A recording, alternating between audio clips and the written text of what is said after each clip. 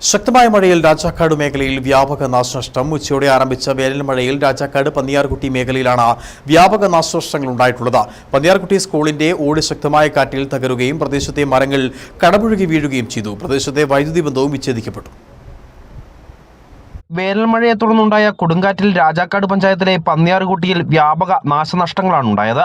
മരങ്ങൾ കടപുഴകി വീണു, ശിഖരങ്ങൾ ഒടിഞ്ഞു വീണ ലക്ഷക്കണക്കിന് രൂപയുടെ നാശനഷ്ടമാണ് പ്രദേശത്ത് ഉണ്ടായിട്ടുള്ളത്. ഇന്ന് ഉച്ചയ്ക്ക് 1:30 ഇടിമിന്നലോടുകൂടി തുടങ്ങിയ വേനൽമഴയെ തുടർന്നാണ് നാശനഷ്ടങ്ങൾ ഉണ്ടായിട്ടുള്ളത്. Panniyarkutty Kollimala saint Mary's UP സ്കൂളിന്റെ 400ഓളം ഓടുകൾ കാറ്റിൽ പറന്നുപോയി. കെട്ടിട നിർമ്മാണത്തിന്റെ ഭാഗമായി കഴിഞ്ഞ ദിവസം സ്കൂളിന് അവധി നൽകിയിരുന്നതിനാൽ ഇന്ന് പ്രവൃത്തി ദിവസമായിരുന്നു. ഉച്ചഭക്ഷണത്തിന് പിരിഞ്ഞ സമയത്തായിരുന്നു കൊടുങ്കാറ്റടിച്ചത്. ക്ലാസ് ഉണ്ടായിരുന്ന കെട്ടിടത്തിന്റെ സമീപത്തെ മുറിയുടെ ഓടാണ് കാറ്റിൽ പറന്നുപോയത്. ഇതിനു പുറമെ കസേരകളും ബെഞ്ചുകളും കാറ്റിൽ പറന്നു.